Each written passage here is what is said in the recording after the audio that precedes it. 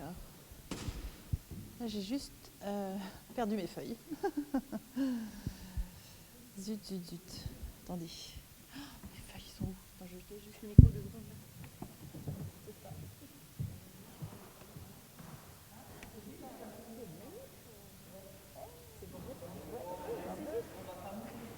Dans 2 jours, ouais. Dans 2 jours.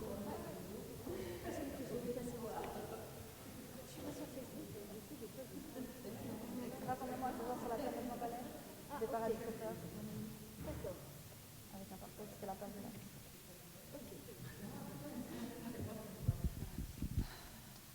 Alors, on va commencer.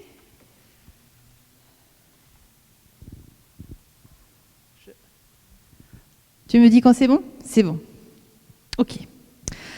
Alors, bienvenue, mesdames, mesdemoiselles, messieurs, bienvenue au Temple de Plainpalais. Vous êtes bienvenus ici aussi, à vous qui êtes en ligne sur le Facebook Live. Bienvenue au Lab. Nous sommes réunis ce soir pour vivre une table ronde exceptionnelle, organisée par le Lab en partenariat avec la plateforme interreligieuse de Genève sur le thème « Foi, femmes et militantisme ».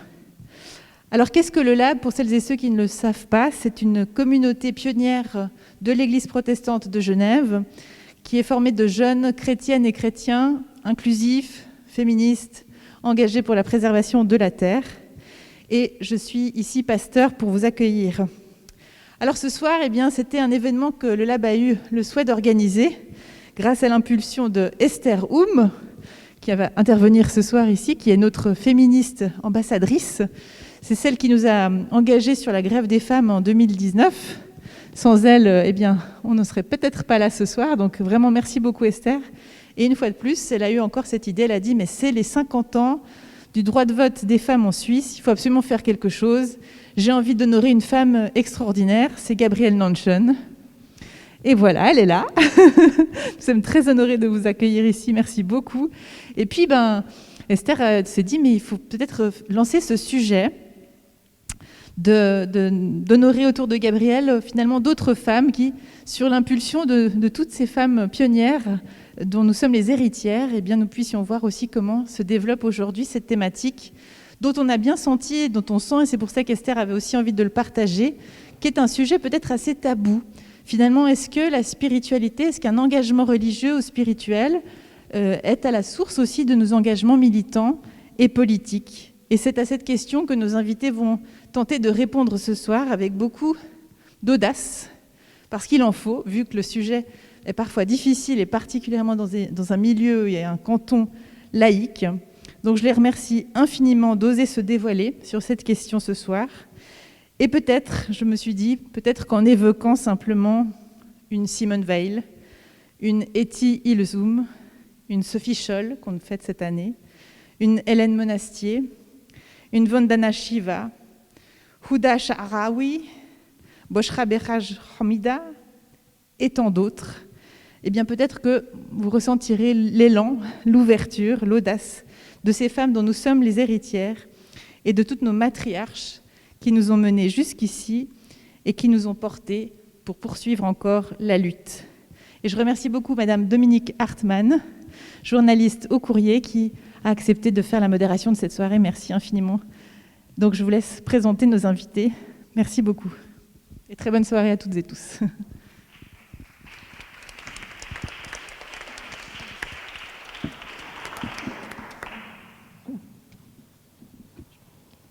Voilà, donc quand j'interviendrai, j'enlèverai le masque et entre-temps, je le remettrai. Et je voudrais peut-être d'emblée, proposer à chacune des personnes qui sont là de tomber le masque pendant 3 secondes, juste pour que toutes les personnes qui sont ici rassemblées voient qui nous sommes en entier. Ensuite, on parlera derrière nos masques. Voilà. Merci à toutes. Merci à vous d'être là. Je vais commencer par présenter chacune des intervenantes. Donc je commence tout simplement à ma gauche. Je vous présente Valentine Feuter, qui est enseignante et membre du collectif Grève pour l'avenir, qui va donc manifester vendredi, comme vous le savez peut-être. À côté d'elle, Lucia Dalap, qui est elle aussi enseignante et membre du collectif féministe Vernis Égalité. et engagée en politique par ailleurs. Tout à ma gauche, Lynn Berthelet, qui est membre du comité, plutôt fondatrice de l'association Épicène, qui défend les droits des personnes transgenres. À ma droite, Gabrielle Nanchen, que vous avez déjà eu l'occasion d'apercevoir complètement, qui a été parmi les 10 premières femmes élues au Conseil national de 1971 à 1979 et qui est donc une pionnière du droit de vote des femmes.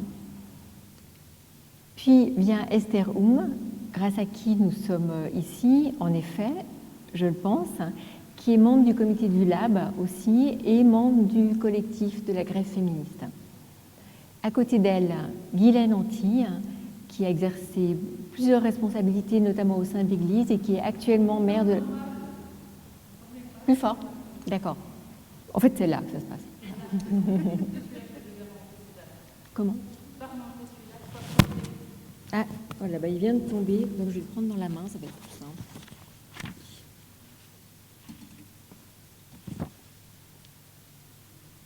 Voilà, ça va mieux? Donc Guylaine Anti, qui est actuellement maire de la commune de Bernay.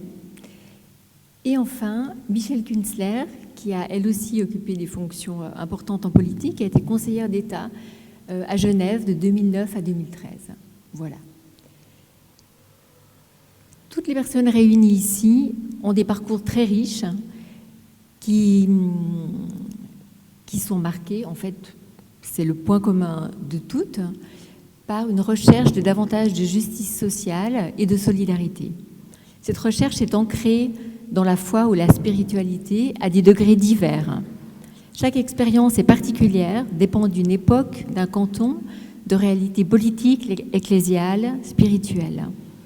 Cette table ronde ne vise donc pas une analyse, mais elle rassemble des témoignages susceptibles de nous questionner chacune et chacun.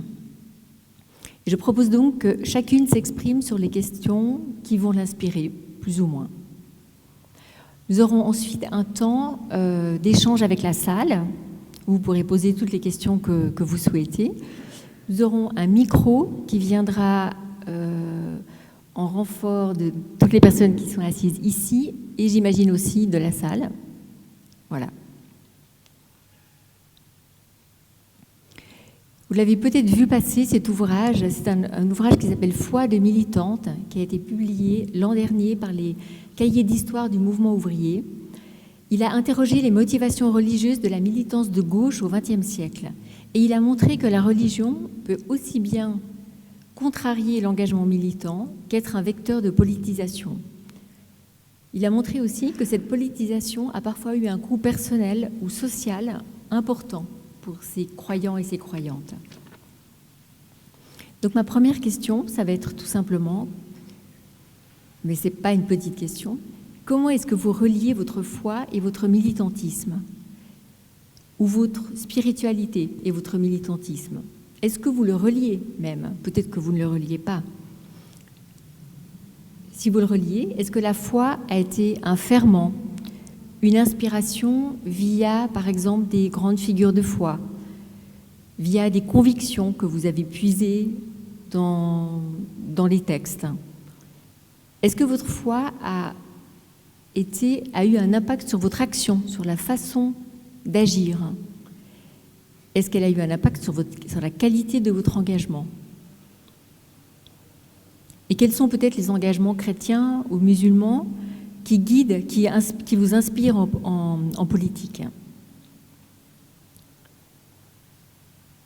Votre foi, votre spiritualité motive-t-elle forcément votre engagement ou non? Voilà.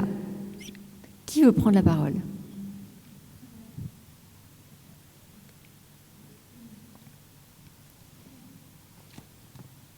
Madame Nanchen, vous voulez commencer? Si c'est comme ça que je suis volontaire désignée, ok.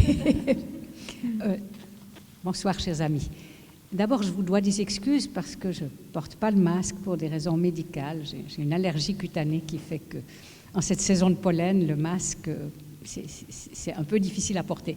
Voilà. Donc, en plus, je suis vaccinée, donc j'espère ne pas contaminer personne. Difficile de commencer. Je dirais, pour reprendre les questions de Madame Hartmann, que les valeurs chrétiennes ont toujours éclairé ma route. Si je regarde en arrière, à l'âge respectable qui est le mien, je vois que j'ai un chemin qui a été un peu sinueux, mais qui allait quand même toujours vers, je crois, le même horizon. Mais ces valeurs chrétiennes, je ne les ai pas mises en avant pendant très, très, très longtemps.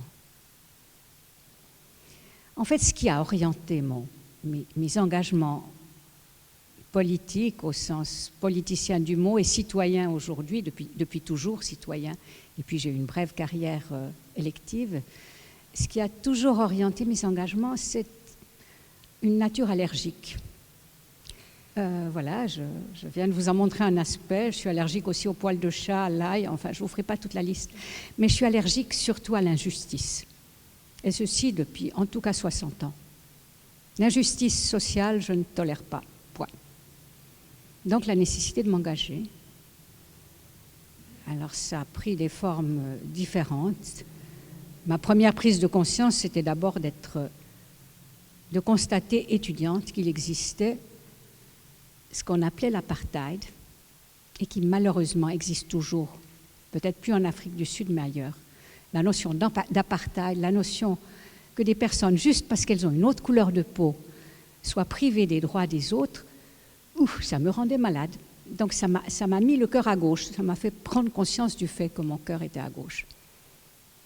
Et puis après, moi-même, j'ai été victime d'une injustice. Citoyenne vaudoise, j'ai voté quand j'avais 20 ans sur le plan communal et cantonal. Et puis, en épousant un Valaisan, j'ai perdu mon droit de vote. Et du jour au lendemain, j'ai été dépouillée de mes droits. Donc ça m'a incité à commencer à me battre. Maintenant, mon histoire est longue, alors je ne sais pas si je vais continuer tout de suite ou si on passe la parole à quelqu'un d'autre. Est-ce que vous le souhaitez, vous pouvez vraiment continuer encore un peu? Si vous le souhaitez, vous pouvez passer la parole. Alors, je souhaite passer la parole. D'accord, ok. Qui aimerait rebondir? Soit rebondir, soit partir de sa propre expérience.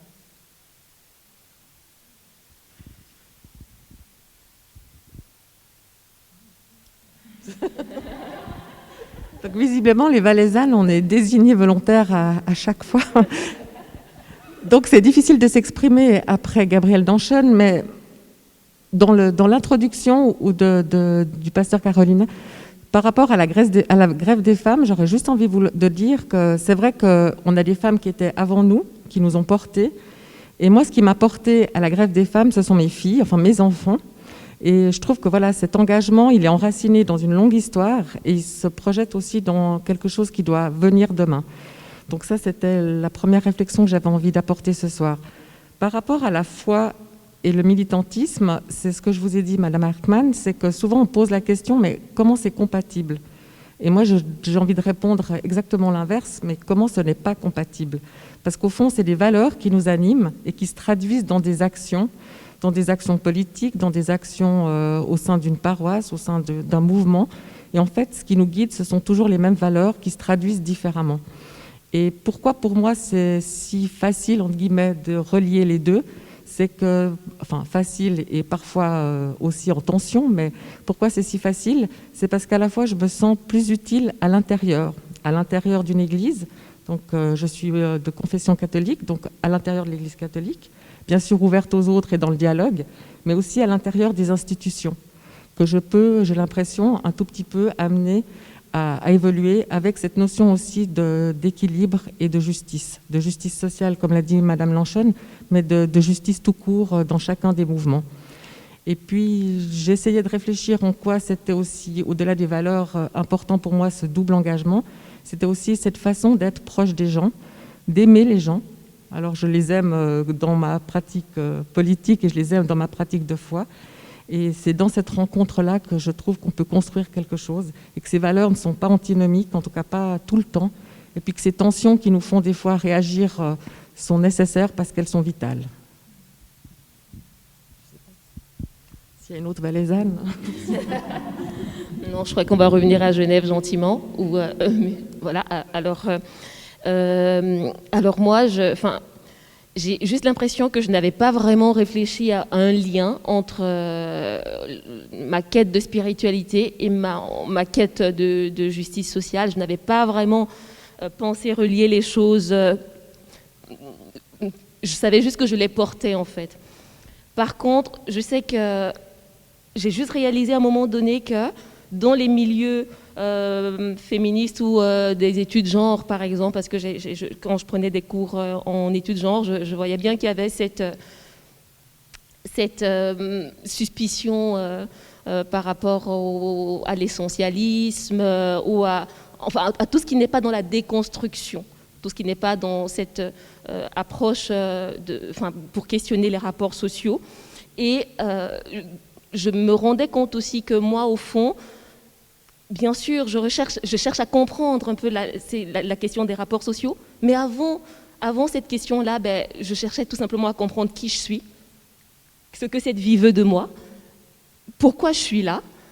Et cette quête, elle m'habitait, même si elle m'habitait profondément. Et puis même en fréquentant l'église protestante, eh bien, c'est une quête qui ne retrouvait pas nécessairement des réponses dans cette église, et que je me suis après donné la liberté de rechercher ailleurs. Mais à un moment donné, j'ai trouvé, peut-être en la personne, on citait tout à l'heure des femmes inspirantes, et puis il y avait Simone Veil, qui a été déterminante pour moi, parce qu'à un moment donné, je me suis dit, mais en fait, Simone Veil était quand même cette nana qui se battait contre l'injustice, qui se battait pour la reconnaissance de personnes discriminées, et qui en même temps portait cette quête de spiritualité qu'elle n'a pas voulu concrétiser par une religion précise, mais qui était présente, et puis une vie spirituelle qui était très forte. Alors quand j'ai découvert cette femme, j'ai juste eu l'impression que deux parties de moi étaient en train de se rassembler enfin, que j'étais légitime dans ma quête de spiritualité, et j'étais aussi légitime dans ma quête de justice sociale, hein, et aussi dans le militantisme. J'avais aimé cette image de Simone Veil avec le fusil, je crois, à Barcelone.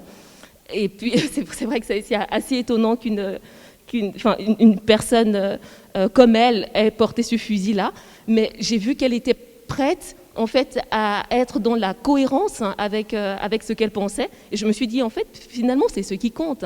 C'est vraiment que ce qui m'habite, je puisse l'assumer, où que je sois.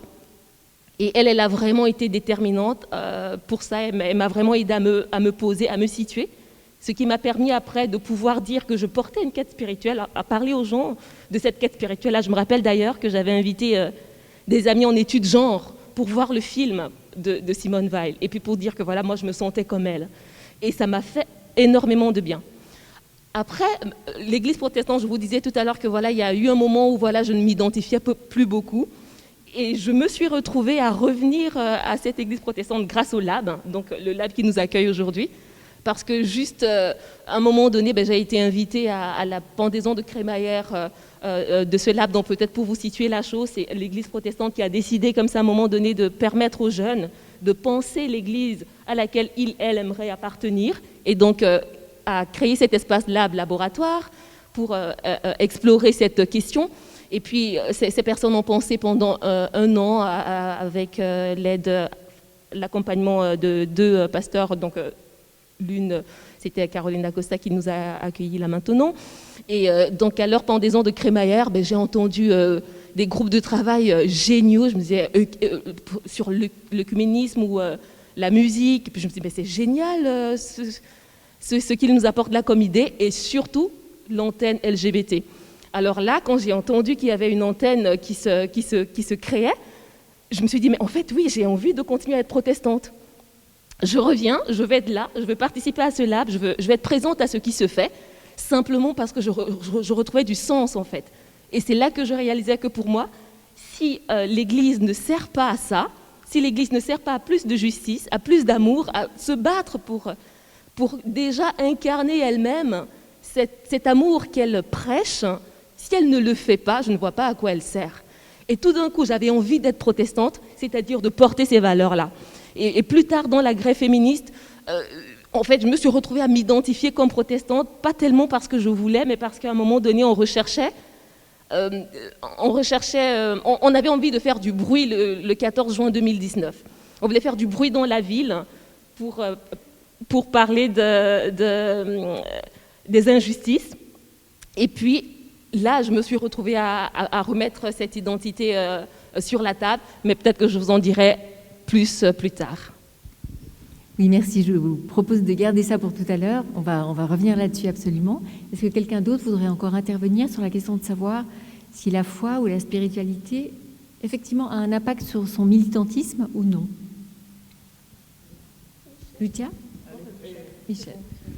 Bon, personnellement, je pense que c'est indissociable. Parce qu'on est une seule personne. Je ne me vois pas du tout comme quelqu'un qui pourrait avoir un dédoublement de personnalité.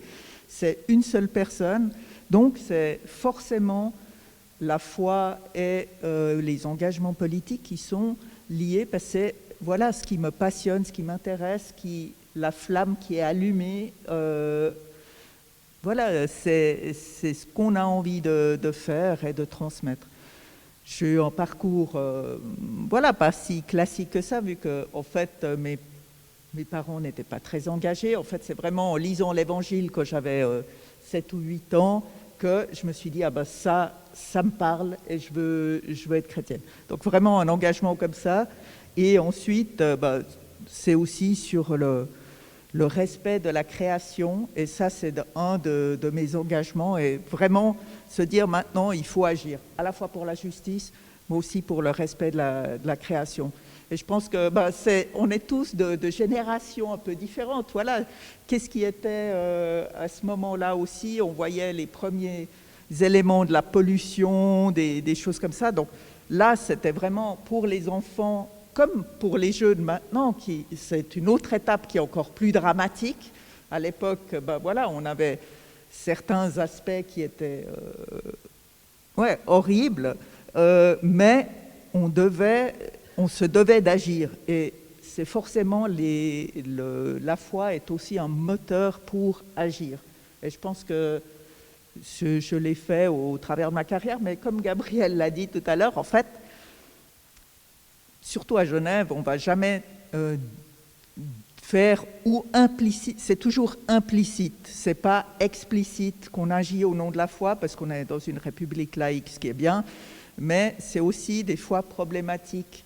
Et je crois que des fois, on m'a dit aussi, tu agis trop en chrétienne, c'est parce qu'on me disait, mais écoute, là, c'est le moment de l'écraser, ou comme ça, puis je vois, je vois pas de sens à ça, enfin, j'arrive même pas à comprendre quel était l'objectif, même en politique, ça sert à rien d'écraser un adversaire, de toute façon, c'est une opinion, un temps donné, et on espère que faire évoluer les gens plutôt et leur laisser une piste et une porte de sortie quand ils peuvent changer.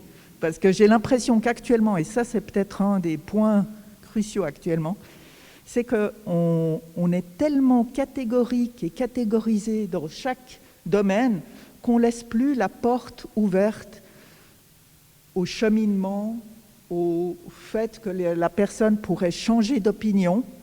Là, on est en train de vivre, c'est sûr que ce soit les commentaires sur Facebook ou ce genre de trucs, c'est vraiment, on catégorise les gens, on n'est pas bienveillant et on n'essaye pas de faire que les gens puissent avoir une porte de sortie et pouvoir progresser pour aller vers ailleurs, vers plus de vie à eux finalement. Voilà. Merci. Donc, dans votre cas, effectivement, vos convictions ont infusé dans la façon d'intervenir, pas seulement dans le fait d'intervenir, mais dans la façon d'intervenir. Lucia Delab. Bonjour tout le monde. Moi, j'ai un parcours en fait d'athée à la base, donc c'est un petit peu particulier. Donc moi, j'ai grandi sans religion et avec plutôt, alors je rejoins vraiment cette idée d'être en colère, révoltée en fait contre les injustices très très jeune, très très petite. Et donc, avant d'avoir une foi, je suis d'abord une révoltée et quelqu'un d'engagé. Donc moi, à 17 ans, je m'engage sur le féminisme. Après, je m'engage aussi avec des mouvements pacifistes. Et après, je m'engage aussi au niveau de mon métier pour faire qu'il y ait une égalité des chances pour les élèves, pour que, quel que soit le milieu duquel ils sont issus, ils puissent avoir les mêmes chances en fait, à l'école. Et en fait, moi, je construis comme ça ma vie d'adolescente et d'adulte dans l'engagement, sans du tout me poser la question de la foi, puisque je n'en ai pas à ce moment-là. Et ma foi va arriver plus tard, à 23 ans, je commence à me dire, oui, non, mais je crois qu'il y a quelque chose. À 25 ans, je me convertis à l'islam. Et en fait, c'est totalement, moi, au départ, séparé, en fait, de mes engagements. Moi, je suis engagée de manière humaniste, en fait, parce que j'ai des valeurs, même avant d'être musulmane, j'avais des valeurs. Et j'avais exactement les mêmes. Ça ne m'a pas ajouté des valeurs. Ça ne m'a pas ajouté de l'énergie non plus. Je crois que j'étais déjà quelqu'un qui avait beaucoup d'énergie et envie de changer les choses. Et en fait, ma conversion, c'est quelque chose qui, au départ, est totalement personnel, intime, je dirais au cœur de moi. Et ce n'est pas du tout quelque chose qui va changer quoi que ce soit dans ma vie, en fait. Et puis, je vais choisir de porter le voile, ça va se voir. Et puis là, en fait, malgré moi, en fait, ma foi va commencer à poser des problèmes. Et puis, je vais devoir me déplacer sur un terrain que je n'avais pas du tout prévu, qui est celui de dire, mais non, mais j'ai le droit d'exister dans ma foi et de faire des choses et de m'engager et d'être dans la cité, etc. Mais en fait, souvent, on va croire que je vais défendre ma religion ou ma foi, alors qu'en fait, non. Parce qu'en fait, que j'ai un voile ou que j'en ai pas, ma foi reste la même. Que j'ai le droit ou non de la pratiquer, ma foi, elle reste la même puisqu'elle est à l'intérieur de moi. On ne peut pas l'atteindre, on ne peut pas la toucher. Par contre, on peut m'empêcher de vivre et de participer à la société dans laquelle je suis. Et ça, alors là, je me suis révoltée. J'avoue que je me suis révoltée bien fort et que je n'ai pas accepté ça. Mais comme je n'accepte pas qu'il y ait de discrimination, je n'accepte pas les discriminations au sens large, en fait, dans une société. Et je pense que là, j'ai été vraiment touchée très fortement. Ça m'a rendue encore plus sensible, je l'étais déjà, mais encore plus sensible par mon expérience à tout ce qui a trait aux discriminations. Et voilà, et ça, je vais dire, cette expérience sous-tend mon engagement, mais ce n'est pas vraiment ma foi, en fait, parce que ma foi, elle est dans ma relation intime avec Dieu, et c'est quelque chose qui va plutôt m'aider à surmonter les épreuves, à donner du sens à ce que je fais. C'est beaucoup plus intérieur. Voilà. Et donc, mon engagement, il est vraiment dans une veine humaniste. Et je suis quelqu'un qui n'a pas envie de sauver les gens, de sauver les âmes. Je ne suis pas du tout là-dedans. Je pense que chacun doit pouvoir choisir le chemin qui lui convient et trouver une paix là où ça lui convient. Par contre, on a ensemble un devoir pour moi de construire une société où chacun peut avoir sa place et se sentir bien. Voilà, donc voilà, je ne sais pas si je suis j'espère être claire. Je vois qui ? Tout à fait clair. Quelqu'un d'autre veut intervenir ? Lynn ? Non ? Valentine ? Merci. Bonjour. Bonjour. Merci beaucoup pour tout ce que vous avez dit. J'ai pris des notes, je vais pouvoir m'appuyer sur ce que vous avez déjà évoqué. Et en chacune de vous, j'ai retrouvé des choses qui m'ont parlé. Et c'est vrai que l'injustice, le premier mot que vous avez évoqué, en tout cas le premier mot que j'ai retenu, et que tu as reprécis, il a résonné en moi. Ensuite, c'est vrai que cette spiritualité, pour moi, elle est très intime. Et c'est vrai qu'elle est assez inconsciente. Et c'est vrai que je rejoins aussi cette idée d'être une personne et que je ne dissocie pas ma spiritualité de mon engagement. Ce que j'ai trouvé intéressant, c'est que je suis ici en tant que membre de la Grève pour l'avenir, comme vous l'avez dit. Effectivement, on défilera vendredi. On défilera pour la justice climatique et sociale. Vous avez évoqué plein de fois la justice sociale. La justice climatique, c'est quelque chose de peut-être un peu plus... qui est formulé un peu plus récemment. On a la chance d'avoir les mouvements féministes qui se sont joints à la grève du climat, ainsi que les syndicats, etc. Et c'est vrai que j'ai retrouvé dans cet engagement ces valeurs que je partageais, mais très, très intimement avec vraiment des personnes très proches. Je les ai retrouvées partagées avec d'autres personnes. Et du coup, aujourd'hui, je constate que ce besoin de justice, je le vis intérieurement, mais aussi je peux l'exprimer. Et peut-être cette spiritualité chez moi, elle m'a donné la force de libérer ma voix et libérer peut-être cette idée que je pouvais participer à un mouvement. Voilà, je passe la parole. Excusez-moi. Merci beaucoup. Oui, tu veux prendre celui-là. Ok. Je ne sais pas s'il reste encore du temps pour... Ouais, ok. Bonsoir à tout le monde, merci à tout le monde aussi. Moi, je vais parler de spiritualité parce que je ne me reconnais pas tellement dans une église, plus particulièrement à une autre. Sans doute pour plusieurs raisons. La première, c'est que déjà, quand j'étais, et puis je vais le dire tout de suite, quand j'étais petit, puisque je suis né petit garçon, moi, je rêvais d'être Jésus. Je rêvais d'être Jésus et puis je rêvais de faire en sorte que tout le monde se parle et s'écoute et se respecte. Et puis je voyais déjà qu'entre mon père et ma mère, c'était pas simple, que mon père criait assez souvent, que ma mère était quelqu'un d'extraordinairement bienveillant. Pour moi, c'est une héroïne, mais elle souffrait du fait qu'elle n'avait pas le droit de vote, par exemple, alors qu'elle portait la baraque sur ses épaules, pour dire les choses crûment. Et puis, quand j'essayais de discuter avec mon père un petit peu, quand j'ai un petit peu grandi, j'ai ressenti quelque chose que je trouvais un peu contradictoire. C'est-à-dire que ma mère était coiffeuse, mon père était guide de montagne, donc on ne peut pas dire que c'était des personnes qui étaient intellectuelles. Mon père un peu quand même, mais voilà. Mais c'était quand même des gens qui réfléchissaient. Puis mon père me disait, mais tu sais, tout ça, l'église, tout ça, tous ces trucs, il ne faut pas y croire parce que regarde, le plus grand communiste, c'était Jésus, parce qu'il donnait son manteau à tout le monde. Mais regarde, les communistes, puisqu'à l'époque, les communistes existaient encore, parce que, voilà, ils détestent l'église. Et ils combattent l'église. Donc tout ça, c'est de la foutaise. Et puis moi qui étais là, qui écoutais mon père, qui était quand même pour moi quelque part aussi, même s'il avait beaucoup de défauts, un héros, j'avais de la peine à comprendre pourquoi, en fait, c'est vrai, les gens qui représentaient ce que moi j'estimais être Jésus, parce que catholique, protestant, pour moi, c'était le même groupe de personnes, n'étaient pas tellement des gens qui luttaient pour plus d'égalité sociale, etc. Je trouvais qu'il y avait beaucoup d'injustice dans l'Église. Après, quand j'ai fait mon catéchisme, j'ai eu la malchance de tomber sur un pasteur qui était vraiment pas top, pour dire les choses poliment. Et la seule chose qui l'importait, c'est que tes parents vont venir cotiser à l'église le dimanche, et ça, c'est ça qui comptait, quoi. Et puis en plus, ma sœur elle était déjà d'une orientation sexuelle différente, donc c'était insupportable pour lui. Donc, alors que moi j'adore ma sœur, donc je comprenais pas cette exclusion, alors que je voyais plutôt l'Église comme une structure qui devait être inclusive.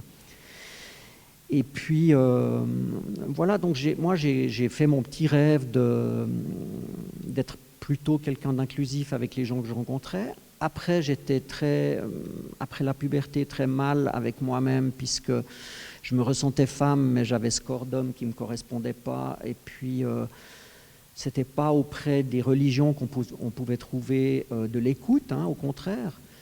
Donc, j'étais un peu perdue, toute seule, là, dans cette vie. Il se trouve que j'avais au moins la chance de ne pas être trop stupide, donc j'ai pu faire des études et avancer un peu dans ma vie de privilégié, parce que j'ai été un homme blanc, cisgenre, hétéro, donc avec tous les privilèges qui vont avec. Et puis j'entendais bien ma sœur et ma mère surtout parler des injustices que vivaient les femmes et que vivent encore, mais à l'époque que vivaient les femmes. Puis on a beaucoup parlé du droit de vote, et comme je le disais tout à l'heure à Madame Nanchen, ma mère avait une profonde admiration pour Madame Nanchen. Elle n'est plus là aujourd'hui, mais je pense qu'elle est assez contente de me voir sur la même estrade, assez fière de me voir sur la même estrade que vous. En tout cas, moi je le suis, mais je pense qu'elle l'est aussi. Et on a commencé à parler de... on est allé voter pratiquement tout le temps avec ma mère. Je pense que ma mère n'a jamais manqué un week-end de votation, moi non plus, grâce à elle. Et voilà, j'ai commencé à aimer la nature, parce que mon père alors avait ce côté guide de montagne, aimant la nature. Et voilà, ce qui rend par exemple pour moi insupportable d'imaginer que la Suisse n'aura plus de glaciers d'ici, si on ne fait rien, d'ici 30 ou 40 ans, alors que j'ai passé toutes mes vacances à la cabane Trian, à la cabane Salena, enfin dans les plus belles cabanes de Suisse, de me dire que imaginer le plateau du Trian sans glacier, pour moi c'est un truc c'est une hérésie tellement épouvantable que voilà. Et puis, quand j'ai avancé vers qui je suis aujourd'hui, j'ai ressenti le besoin de méditer pour me parler, pour me rencontrer et pour sortir de cette culpabilité que je ressentais que finalement, si j'étais né avec ce corps, mais que je me ressentais autrement, j'offensais personne. J'offensais personne. Et puis, un jour, quelqu'un m'a dit dans une église... Ah, mais après ma transition, vous n'avez pas respecté la volonté de Dieu. Puis j'ai répondu, vous avez beaucoup de chance d'être tous les jours en contact avec Dieu.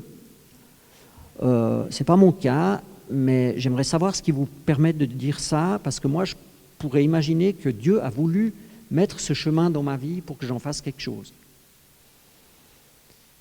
Et je n'ai pas de raison de penser que vous avez plus raison, ou moi plus raison que vous, mais au moins restons d'accord sur le fait que je n'ai pas, personne ne peut me dire que j'ai été contre la volonté de Dieu. Mais ça m'a de nouveau fait penser que l'Église, le temple construit par l'homme, n'est pas forcément l'endroit le plus bienveillant possible, jusqu'à ce que je rencontre Caroline.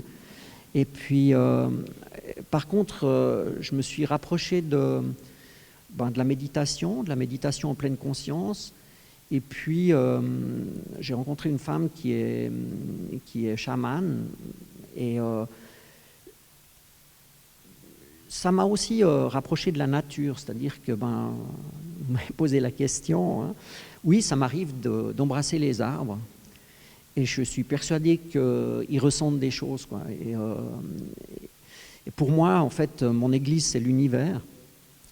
C'est pour ça qu'aujourd'hui, par exemple, je suis très militante verte, parce que je pense qu'on est en train de bousiller notre église, quoi, et qu'il faut vraiment qu'on se réveille. Là. C'est pas dans 10 ans, hein, c'est aujourd'hui. Hein, voilà, donc, de ce côté-là, en fait, ma spiritualité m'a amené à être militante, et en tout cas à contribuer à donner plus de sens à mon militantisme. Puis alors évidemment, en faisant ma transition, j'ai vécu beaucoup d'injustices. Et comme j'arrivais à me débrouiller pas trop mal contre ces injustices, 3 procédures gagnées contre ma caisse maladie, j'ai été la première femme trans reconnue à Genève sans être opérée. Et tout ça, je l'ai fait toute seule. Il y a commencé à avoir des gens trans comme moi qui m'ont dit tu pourrais m'aider pour ci, et puis là, tu as fait comment, etc. Puis j'ai rejoint le milieu associatif qui ne m'avait pas aidé et j'ai trouvé qu'il ne faisait peut-être pas ce qu'il pourrait faire pour les personnes trans. C'était une époque où on parlait moins des trans que maintenant. Donc un jour, dans un comité où j'étais, quelqu'un m'a dit mais si ça ne te plaît pas, tu n'as qu'à créer ton association. Puis je me suis dit pourquoi pas, hein. Donc on a démarré à 4 en août 2018, puis maintenant on est 112. Et puis j'espère qu'on sera bientôt 150.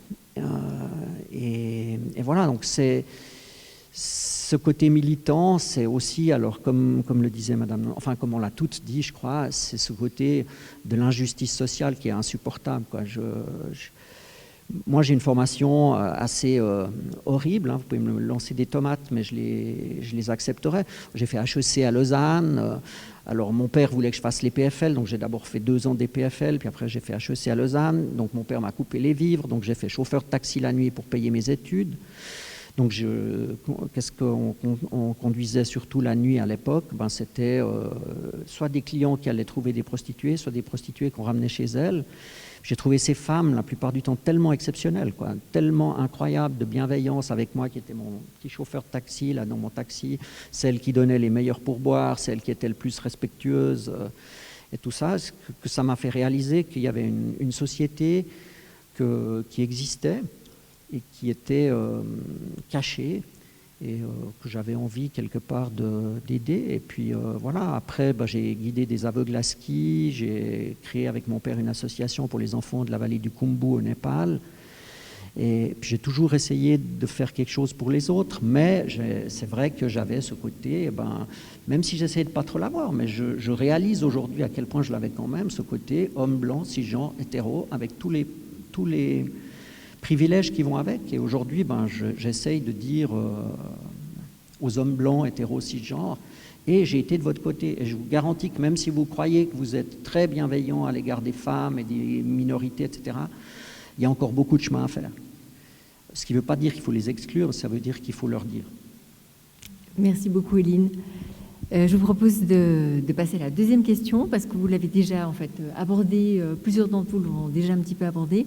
C'est la question de savoir à quel moment, au fond, dans quelles circonstances, votre foi, votre engagement a pu être mal reçu, peut-être par l'institution, par l'association peut-être dans laquelle vous militez, par des personnes avec qui vous militez aussi. Pour certaines autres intervenantes, peut-être que la question, ça peut être aussi,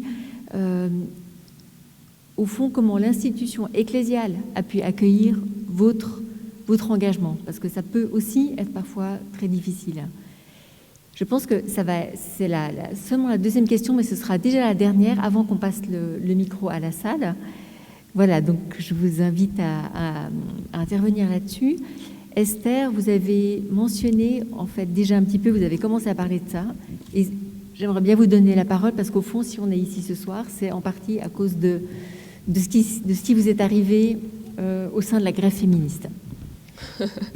Oui, alors... c'est vrai que voilà, j'essayais de vous dire avant que moi, en fait, je m'annonce pas comme protestante parce que déjà, voilà, c'est pas la première chose qui m'excite ou que je voulais forcément partager. Mais je me suis retrouvée justement à la grève parce qu'on avait besoin de faire du bruit et puis on a pensé mais les cloches de l'église. Et puis je me dis bon, ok, il se trouve que je suis protestante, que je fréquente encore l'église et que je pourrais faire quelque chose pour qu'on ait des cloches qui retentissent. Et en fait, ça a été accueilli d'une manière où il y avait des personnes qui trouvaient génial et puis d'autres qui disaient non, il ne faut vraiment pas lier l'Église à tout ceci parce que on n'est pas, on peut pas avoir de lien avec les églises, on n'est pas dans le confessionnel, on n'est pas voilà. Et j'étais un peu surprise parce que moi je voulais pas utiliser les cloches des églises pour pour mettre les églises en avant, tout simplement pour faire du bruit. Je me disais mais en fait ça va tout simplement être du bruit, on les a ces églises, profitons-en. Mais c'était très intéressant de voir que voilà, c'était problématique. Même ce symbole-là était vraiment dérangeant. Alors moi ça m'a beaucoup questionnée parce que je ne voyais pas où était le problème. Et j'en ai parlé un peu autour de moi. Ben oui, il y a cette question de l'église, des églises qui manifestent contre le mariage pour tous. Et puis, voilà, les églises qui n'ont pas toujours non plus donné leur place aux femmes. Bref, les églises qui sont quand même des lieux qui ne sont pas très favorables à certains moments aux droits des femmes ou des personnes qui ont une autre orientation sexuelle.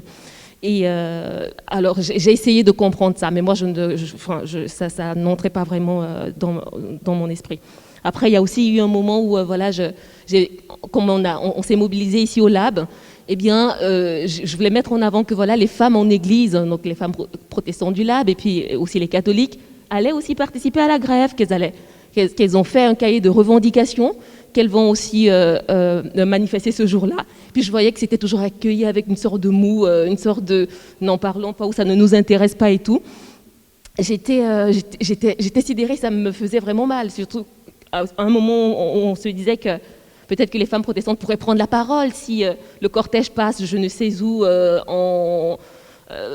près d'une église quelque part, ce serait bien aussi. Mais voilà, cette idée n'a pas été retenue, donc j'avais toujours un peu ce sentiment qu'en fait, voilà, ces personnes-là n'étaient pas les bienvenues. Et je me disais, mais en fait, le Lab, là où je suis là, c'est un groupe très progressistes. En fait, ces gens-là se battent pour les droits de tous, justement. Ces droits-là qui vous importent tant, c'est là qu'on les défend, en fait. Et puis, même si on ne le faisait pas, les femmes des églises ont besoin de féminisme. Elles sont dans une institution patriarcale, elles ont besoin aussi que les mouvements féministes pensent à elles, hein, et puis thématisent leur réalité. Et voilà, il y avait quand même des voix qui soutenaient ça, mais j'ai vu que ce n'était pas la majorité, et ça m'a vraiment fait, ça m'a fait de la peine. Je me suis dit, mais en fait, à quoi ça sert d'être féministe si on ne l'est pas pour toutes les femmes? Donc, j'avais gardé un peu cette tristesse quelque part, mais j'ai appris depuis à évoluer avec. Et parce que j'ai vu aussi que, Dominique, vous nous demandiez, voilà, si au niveau de nos institutions, de nos églises, il y avait aussi quelque chose qui avait pu bouger avec notre militantisme, eh bien, j'étais quand même contente que les femmes protestantes et les femmes en église se soient bougées, parce qu'elles ont fait bouger des choses dans l'EPG, en tout cas, très clairement, avec leur cahier de revendications, mais surtout peut-être avec une prise de conscience elles-mêmes, en fait. Parce que le fait de nous engager qu'elles s'engagent dans cette grève féministe a juste permis d'ouvrir la voie, de se questionner sur leur propre ressenti au sein de cette église. Et on a entendu des choses sortir, on a vraiment vu que le fait de se donner le droit de parler, de réfléchir, de regarder ce qui ne joue pas, ou comment on s'est senti des fois minorisé ou discriminé, eh bien ça a permis à ces femmes-là de réfléchir à la question et puis de sortir des choses qu'elles ne voyaient pas nécessairement parce qu'elles avaient toujours la tête dans leur engagement à l'Église. Et aussi à l'Église, d'une certaine manière, d'évoluer aussi grâce au cahier de revendications qu'on a apporté, mais aussi en prenant en compte ce qui est en train de se jouer dans les mouvements féministes. On voit par exemple qu'il y a une tendance à essayer d'utiliser le langage épicène en tout cas. Et une revendication qui a d'ailleurs aussi abouti, celle de mentionner le nom des femmes, parce que les noms apparaissaient toujours avec plutôt le nom du mari, alors que c'était la femme qui était pasteur.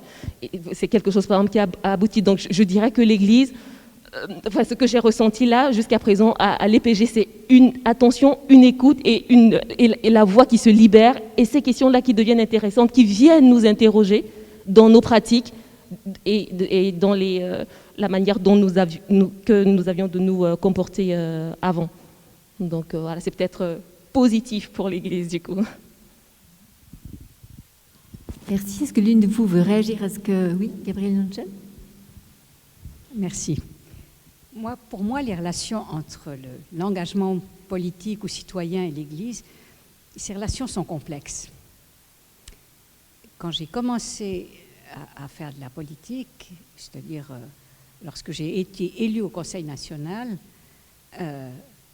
femme socialiste,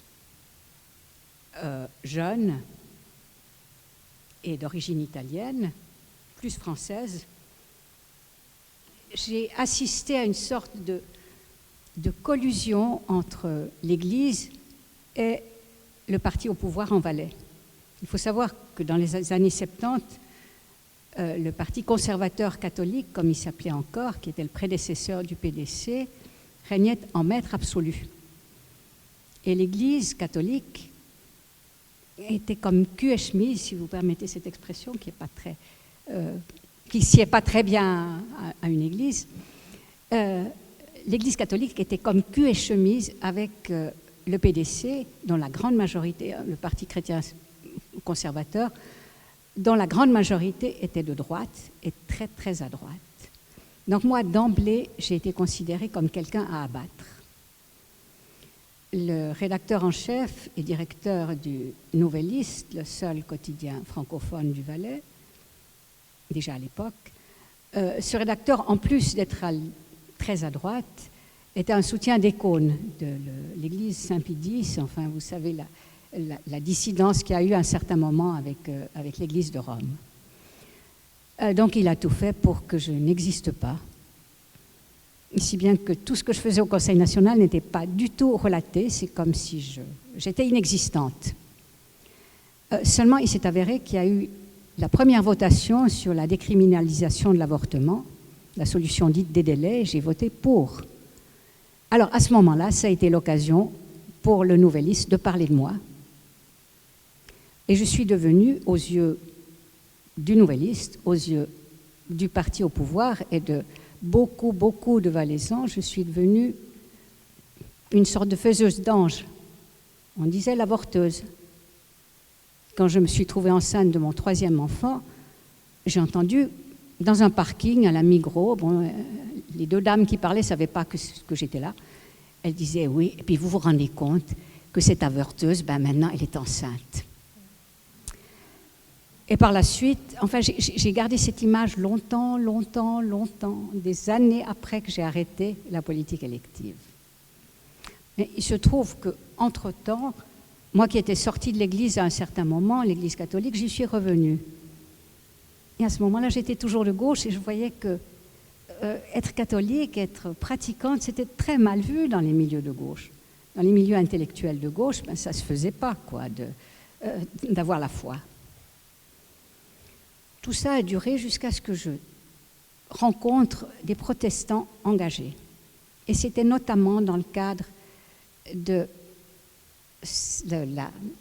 comment ça s'est appelé, ce comité qui s'appelait Justice, paix et sauvegarde de la création, qui a préparé une grande conférence à Bâle. Et à ce moment-là, on parlait beaucoup de Berlin. On parlait des habitants de Berlin-Est qui, dans les églises, petit à petit, commençaient à prendre conscience que les citoyens sont une force redoutable, même face à un pouvoir autoritaire. Ça a commencé dans l'église Saint-Thomas de Leipzig. Et lundi après lundi, les gens sortaient de l'église avec une bougie. Et au début, ils étaient une dizaine. Le lundi suivant, ils étaient une centaine. Après, ils ont été des milliers. Après, ils ont été des dizaines de milliers. Et finalement, les bougies ont fait tomber le mur. Pour moi, ça, c'était un déclencheur extraordinaire. Et je me suis rendu compte que c'est vrai, que juste parce qu'on croit à quelque chose, qu'on a certaines valeurs qui sont capables de nous faire bouger, de nous faire aller contre toutes les idées reçues, on peut changer les choses. Alors je dirais que c'est des protestants, c'est des chrétiens protestants qui vivaient leur engagement chrétien et leur engagement politique comme une seule et même chose, qui m'a incité à oser être chrétienne dans tout ce que je fais. Et je l'ai dit de plus en plus, j'avais envie de le dire, mais disons qu'à ce moment-là, les médias ne s'intéressaient pas du tout à moi. J'aurais aimé qu'ils le fassent parce que j'avais des choses à dire, j'avais publié des livres, j'avais contribué à créer une association dont je suis très heureuse de voir une membre ici qui s'appelle Compostelle Cordoue et qui sert à lutter contre une autre instrumentalisation politique du fait religieux. Sur le chemin de Saint-Jacques, j'ai rencontré le Matamoros. Saint-Jacques, apôtre de Jésus, homme de paix et d'amour, on en a fait un tueur de musulmans. Donc je n'ai pas aimé ça, comme je suis allergique à l'injustice, j'ai trouvé ça que c'était abominable, donc j'ai écrit un livre et à partir de là, on a créé une association et on essaye de marcher concrètement avec nos jambes, puis aussi avec nos cœurs, puis avec notre cerveau un petit peu, on essaye de marcher vers l'autre, musulmans, juifs, agnostiques, bouddhistes. Et je crois que, étant chrétienne, ça me donne, malgré mon âge, ça me donne une motivation pour continuer à aller de l'avant et puis peut-être à inciter les gens à aller de l'avant. Merci beaucoup. Vous avez montré à quel point il n'est pas toujours confortable de défendre un certain nombre de valeurs. Toutes les deux, vous avez montré ça. Est-ce que d'autres personnes peut-être ont quelque chose à raconter sur le fait que voilà, ça peut coûter cher parfois et on peut être confronté à de l'intolérance ou... Pardon, on peut être confronté à de l'intolérance. Oui.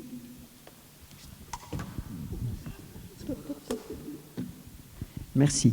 Par rapport à l'intolérance, moi, ce qui m'a étonné, c'est que après avoir rejoint le milieu associatif LGBT, IQ+,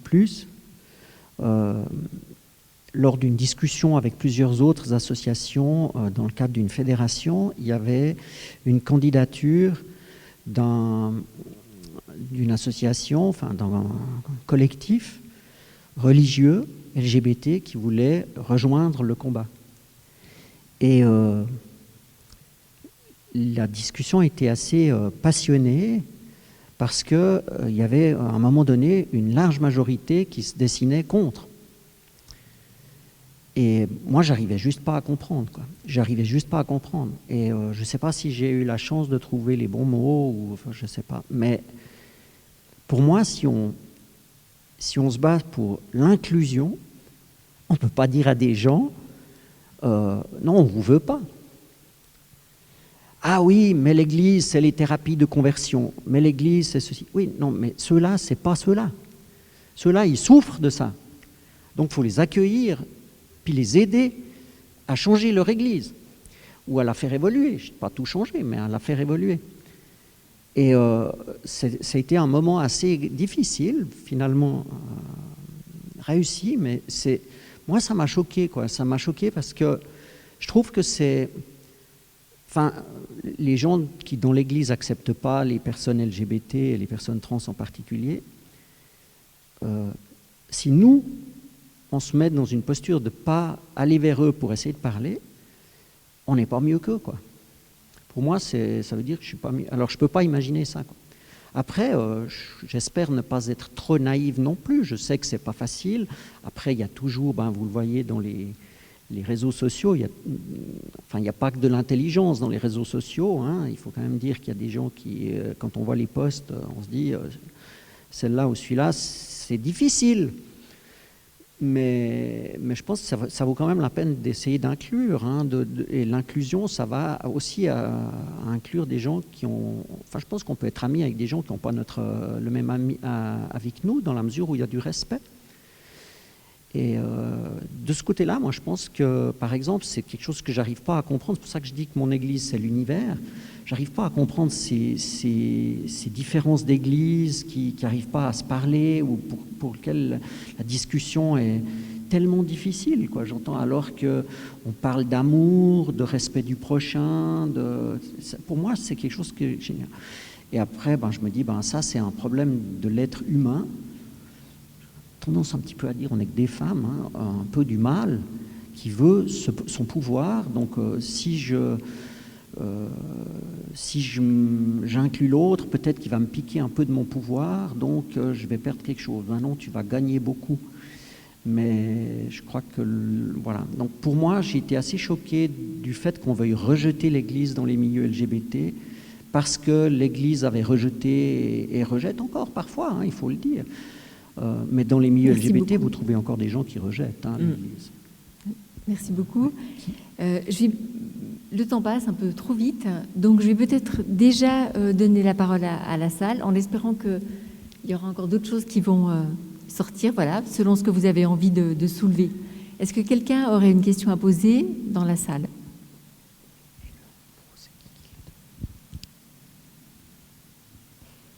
Est-ce que quelqu'un ose poser la première question ?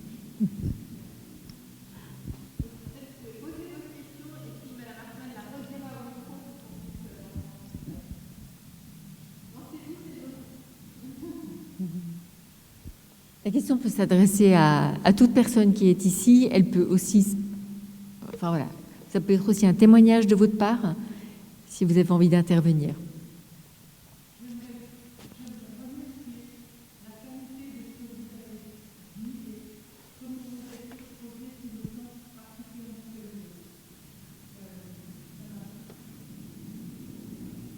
Est-ce que vous voulez que je le redise ?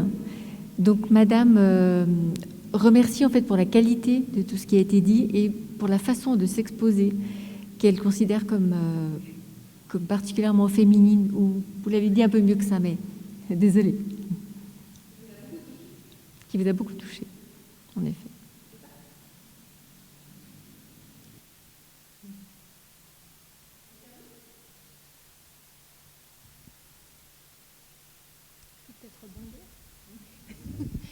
Je vais rebondir en fait sur ce que vous dites, madame.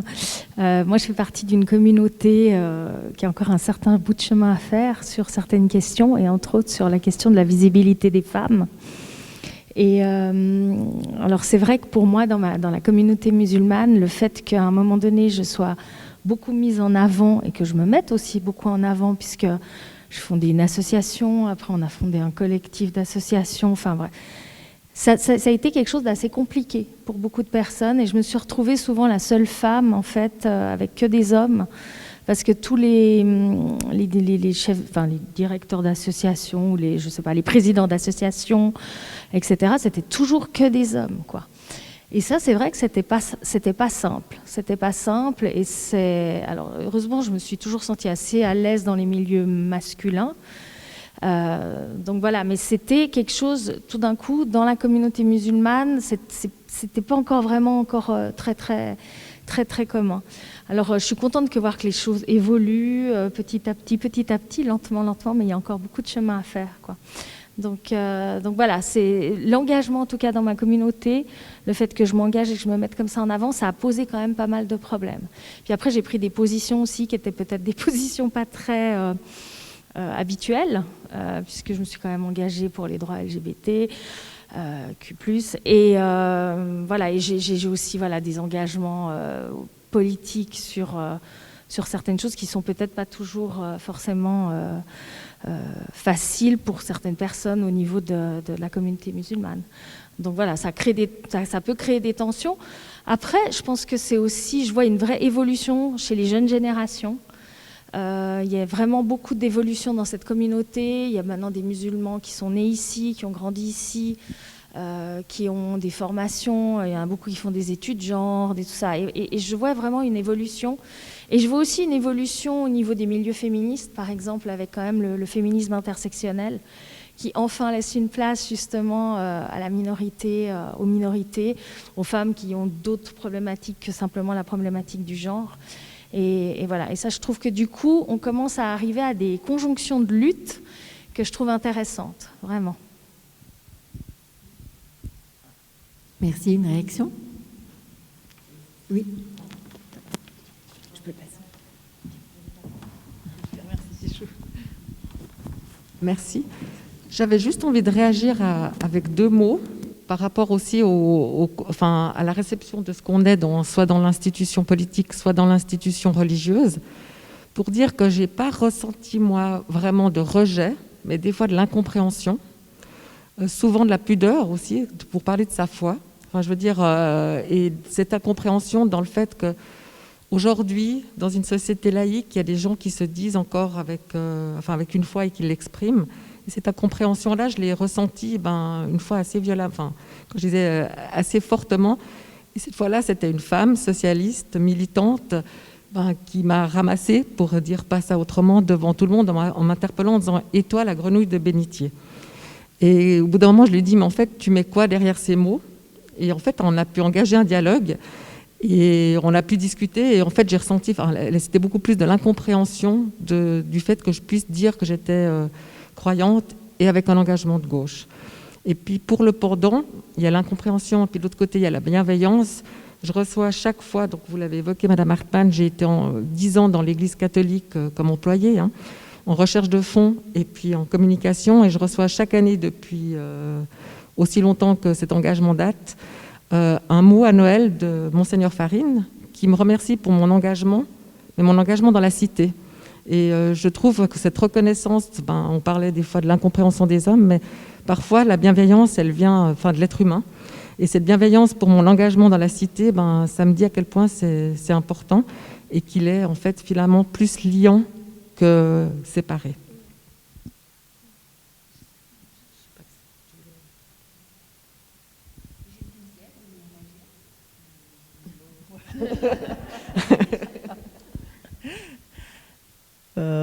C'est vrai je pense qu'il y a une grande incompréhension parce qu'il y a aussi une très grande méconnaissance, que ce soit de la foi musulmane, on n'en parle même pas actuellement, mais en plus même de la foi chrétienne. En fait, ce qui est en tant que déjà chrétien ou même en tant que politique, on projette sur nous des choses mais juste invraisemblables. Donc je suis toujours surprise de la méconnaissance. Et puis si on parle récemment, je l'ai évoqué, d'une lettre de lectrice d'une prof de l'université juste à côté sur l'aumônerie à l'université, en disant oui, de toute façon, c'est n'importe quoi, ces gens devraient être supprimés, et en plus, ils croient que Dieu envoie les malheurs et les catastrophes sur Terre. Puis tu dis, mais attends, c'est qui croit ça à part toi,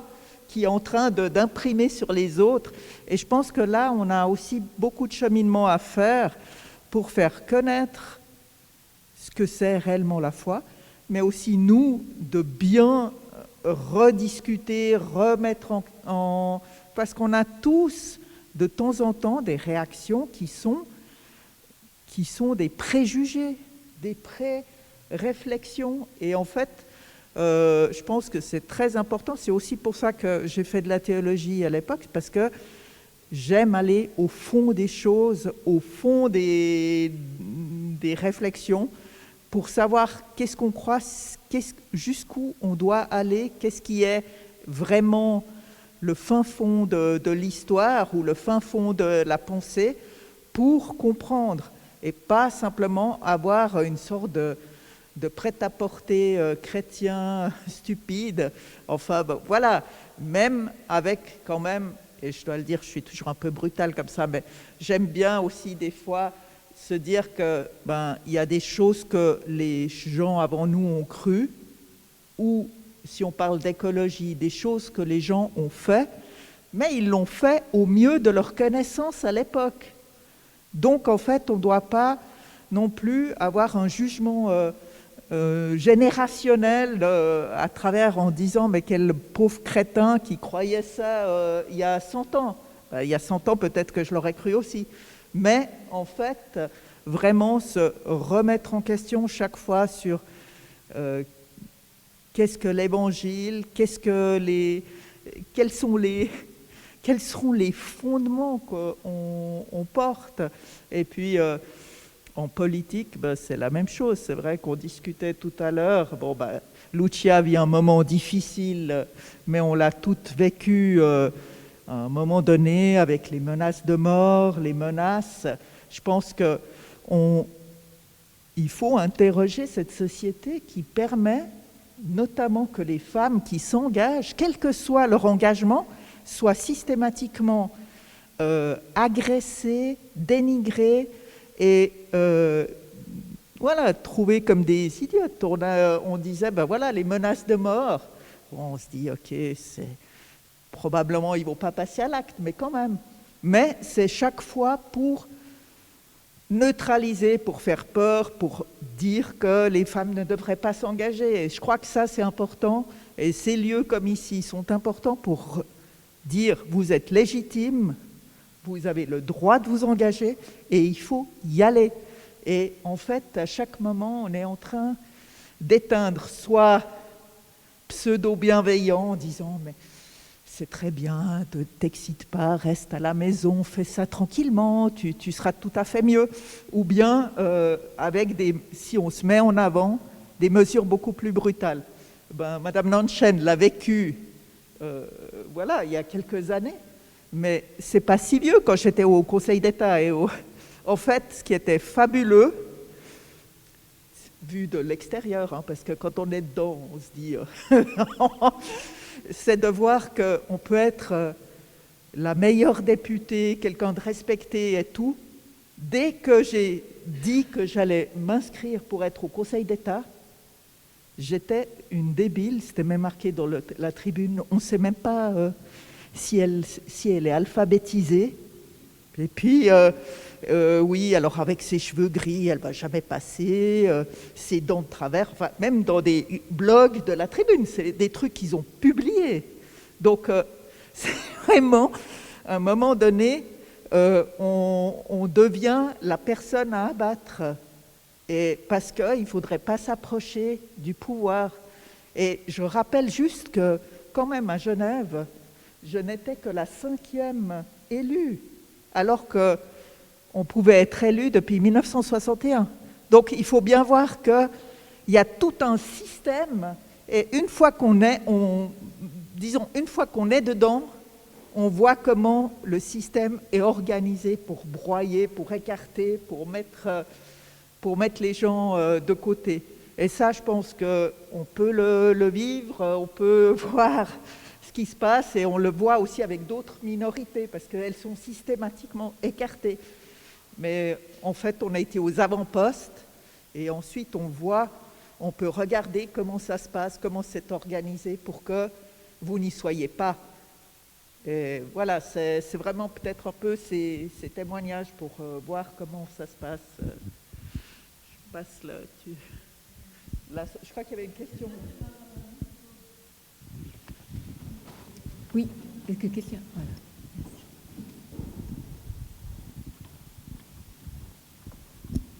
Oui, j'ai de la peine à parler, mais je vais essayer d'être claire. Je trouve très intéressant tout ce qui a été dit, mais j'aimerais juste rappeler, c'est maintenant que ça m'est revenu, les fondements des droits de l'homme, c'est sur la Bible que ça a été. Donc, il ne devrait pas y avoir de débat aujourd'hui, puisque c'est fait un.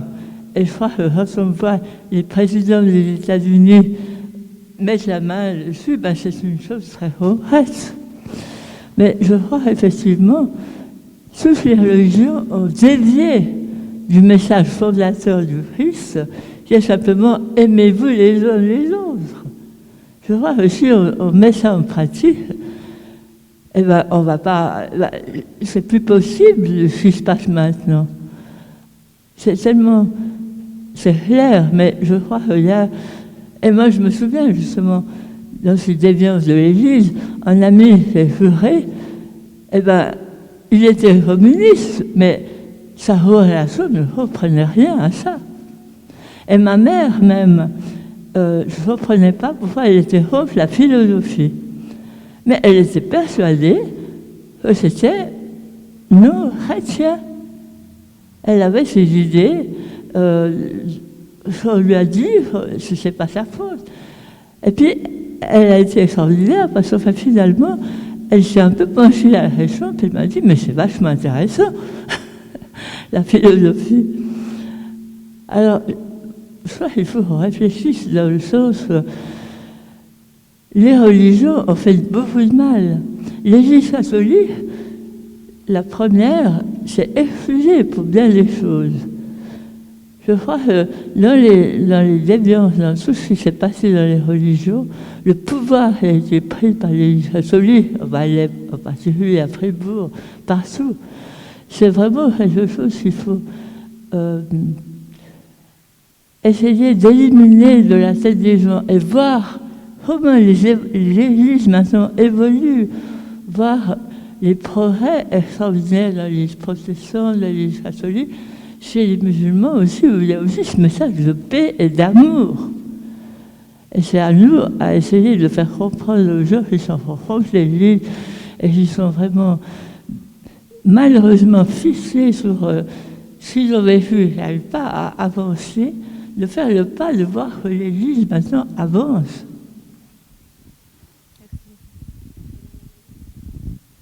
Je vous remercie pour votre intervention. Il y a encore une question là. Je voulais aussi prendre si j'avais 2 remarques sur Internet après. Oui. Merci beaucoup. C'est une question, mais c'est aussi un tout petit témoignage.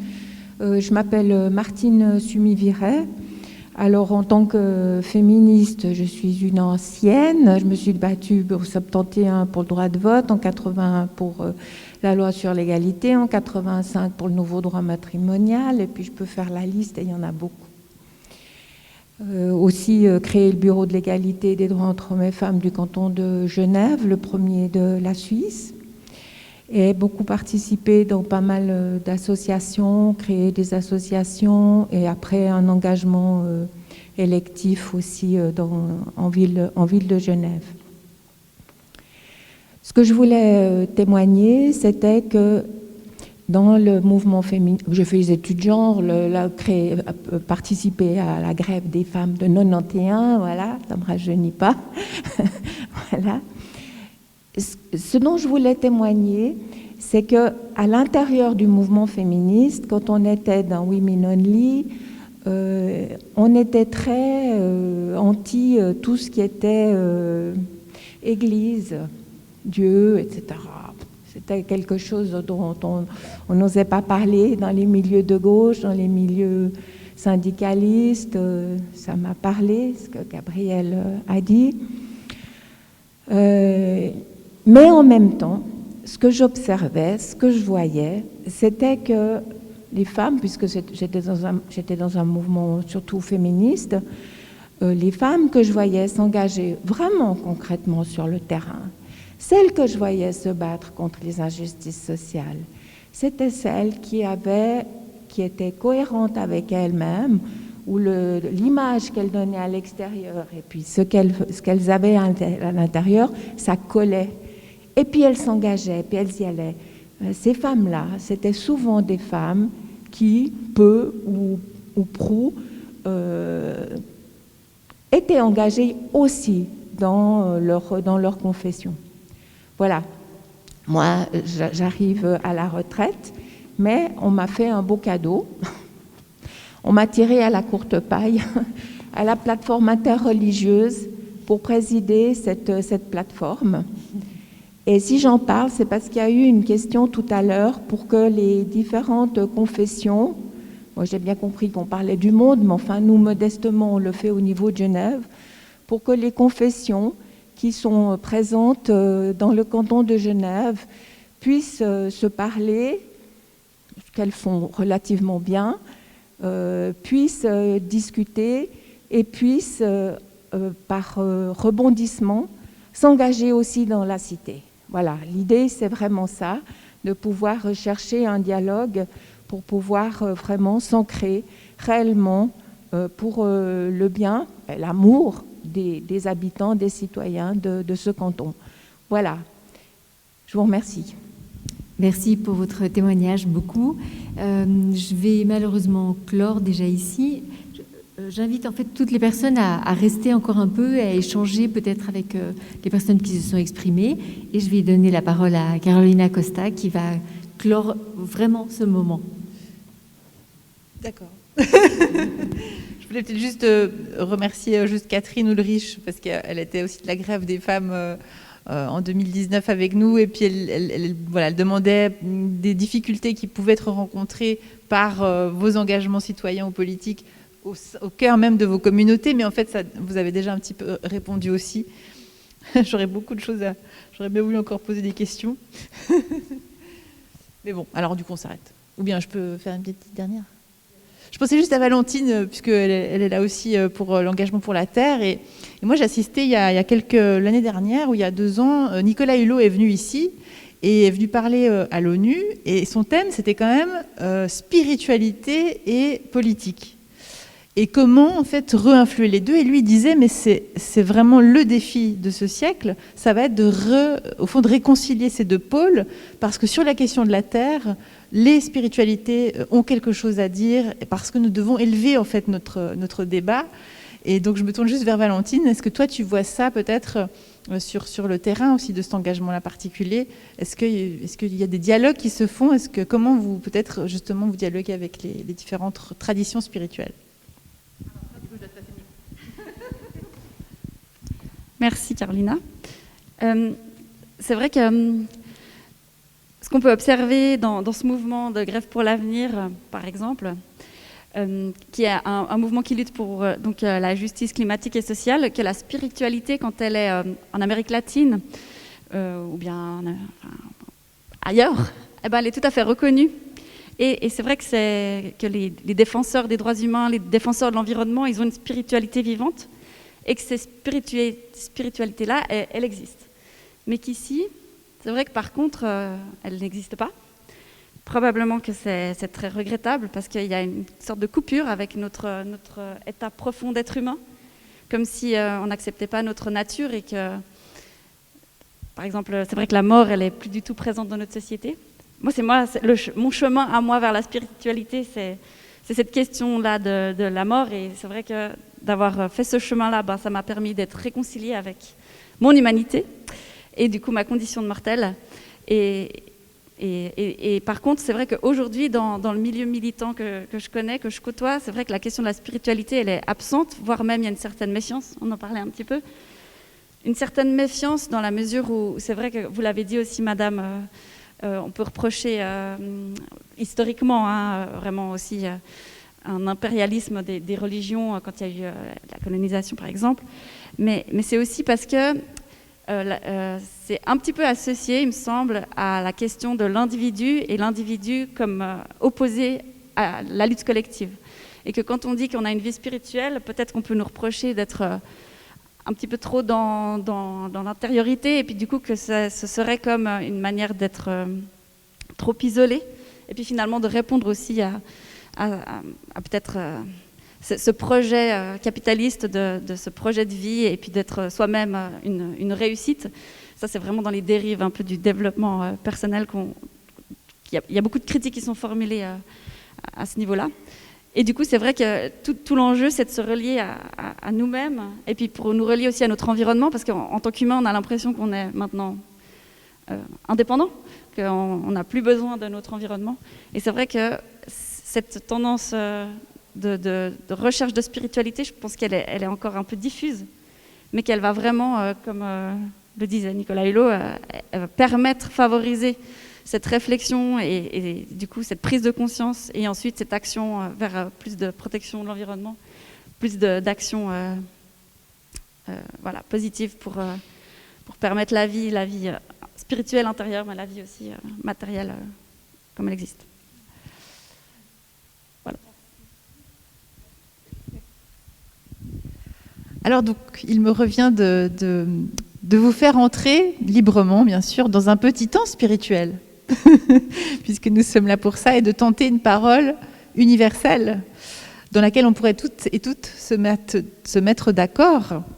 Alors, c'est vrai qu'on avait ces 3 mots pour cette soirée. On avait foi, et au fond, je fais ce geste-là, finalement.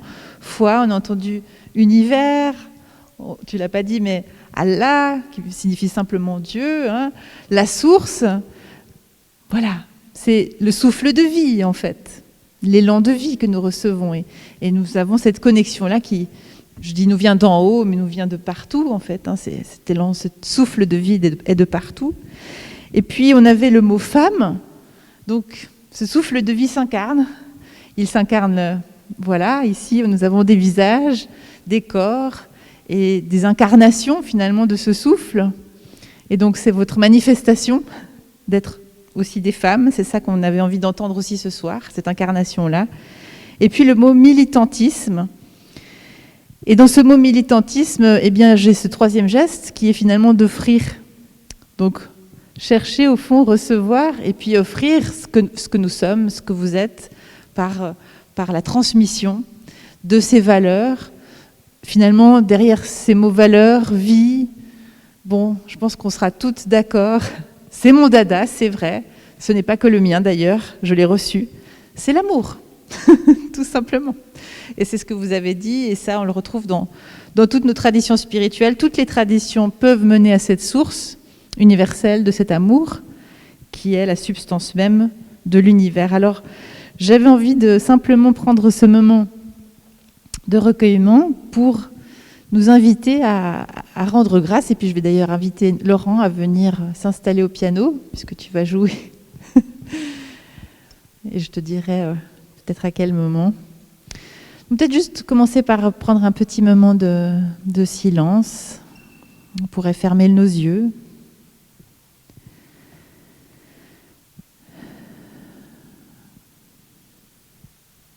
Juste pour sentir cette ouverture que nous avons vécue ce soir. Ces questions qui ont été un moteur d'ouverture, d'humanité, de sororité, de solidarité.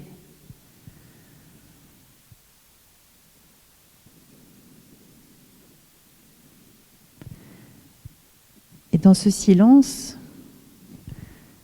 j'aimerais allumer quelques bougies pour rendre grâce. Rendre grâce, c'est simplement remercier. Alors je voudrais allumer une bougie, une première, pour dire merci à la source de la vie, que chacune et chacun nommera comme c'est le plus intime pour lui ou elle. Remercier pour la terre et toutes ses ressources.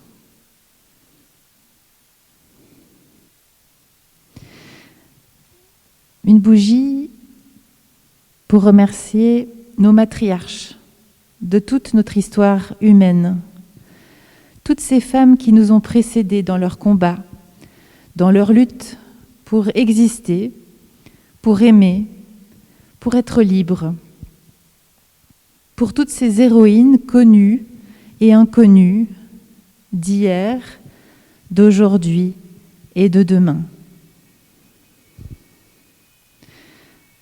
Et un peu plus particulièrement ce soir, une bougie pour toutes ces femmes croyantes, agnostiques, athées, spirituelles, religieuses, chercheuses, laïques, sorcières, guérisseuses, putains et saintes, martyrs, militantes, politiciennes.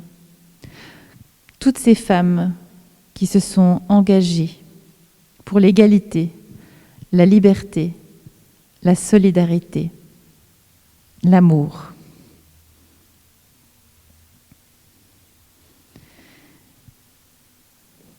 J'allume une bougie aussi pour remercier toutes les mères, les grands-mères, les tantes et les sœurs, les filles et les petites-filles, les cousines et les amies.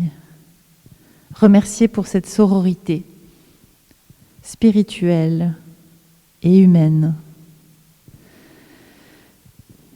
Et puis j'allume aussi une bougie pour nos hommes, nos alliés, ceux qui nous soutiennent et qui luttent aux côtés de toutes ces femmes. Toutes ces femmes, c'est aussi toi. Toi, cette femme de confiance, de conviction et d'engagement en ce XXIe siècle. Tu es bénie. Merci d'être qui tu es.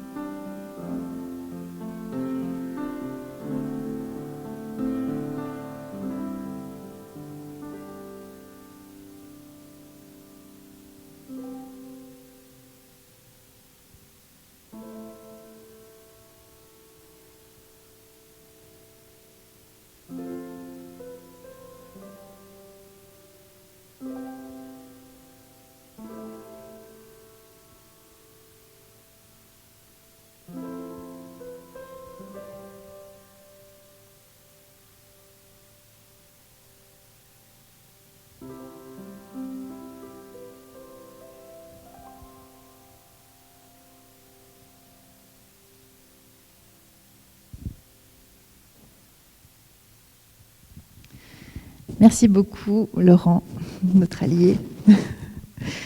Je voudrais remercier beaucoup, bien sûr, toutes les invités. Dominique Hartmann, merci beaucoup pour cette modération de cette table ronde. Merci à toutes nos invités. Vraiment, merci beaucoup d'avoir partagé avec nous ces élans qui sont les vôtres. Merci beaucoup à la plateforme interreligieuse, en particulier à Barbara Doswell qui est là et qui nous a aidés aussi à préparer ce moment. Merci à vous toutes et tous qui êtes venus participer à cette soirée, et puis à vous sur Internet qui nous avez suivis aussi, et puis à toute l'équipe et à toutes les personnes qui ont permis cet événement que nous avons pu partager avec vous ce soir. J'ai une petite annonce à vous faire, c'est que une des événements, non, une des activités que nous avons mis en route aussi après la grève des femmes, alors je vais parler un tout petit peu juste une seconde, c'est que je vais vous dire une confession. Il y avait un slogan qui m'énervait beaucoup dans la grève des femmes, ce sera peut-être l'objet d'une autre table ronde, c'était le mot colère. Parce que je disais toujours, personne n'écoute quelqu'un en colère. C'est un peu compliqué. Par contre, on a besoin de l'exprimer, ça c'est sûr. Et donc on l'exprime à la grève, et ça m'a fait beaucoup de bien, rassurez-vous aussi. Je me suis exprimée dans ma colère aussi dans la grève, j'en ai profité. Mais ça m'a aussi interpellée par la suite, et puis petit à petit, on a commencé à parler de quelque chose qui s'appelait les tentes rouges. Et les tentes rouges, dans la Bible, en tout cas ça existait, je crois que ça existe aussi en dehors des peuples bibliques, c'était vraiment ces espaces où quand les femmes ont leurs règles, eh bien elles se retrouvaient pour partager ce temps-là, parce qu'elles étaient tout simplement impures, considérées bien sûr comme impures.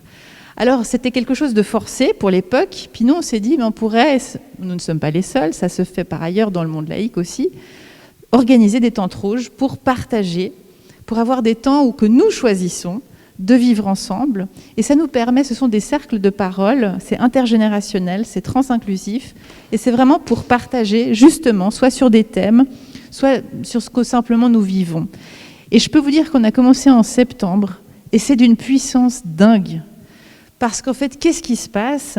C'est que d'abord, ça nous fait du bien de déposer ce qu'on vit, ça nous permet de le conscientiser, et puis surtout, on en repart chaque fois avec un sentiment d'une sororité incroyable. Et je peux vous dire aussi, moi et mes sœurs qui sont dans ce cercle, c'est que depuis ce mois de septembre que nous avons commencé l'année dernière, eh bien nous osons plus. Nous osons plus parler, nous exprimer, etc. Donc c'est vraiment des lieux de empowerment, pour prendre un nom anglais aussi. Donc si cela vous intéresse, évidemment c'est ouvert à toutes et tous. Et vous avez des petits flyers à la sortie, je vous le montre ici. Voilà, vous en trouverez en sortant. Comme vous trouverez aussi je ne sais pas si Barbara, tu veux en dire un mot, la plateforme interreligieuse vous met aussi à disposition des calendriers interreligieux qui sont magnifiques, qui permettent de suivre le calendrier de toutes les traditions spirituelles et donc de cheminer, d'être en fraternité, en sororité.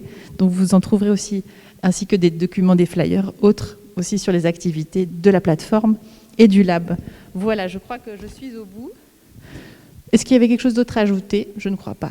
Alors merci beaucoup, je vous souhaite une très très bonne soirée, puis si vous avez envie de rester un petit peu, on peut encore peut-être profiter de poser une ou deux questions à nos invités, je crois qu'elles vont rester encore un petit peu. Merci infiniment et merci Laurent, très bonne soirée à tous et à une prochaine, merci.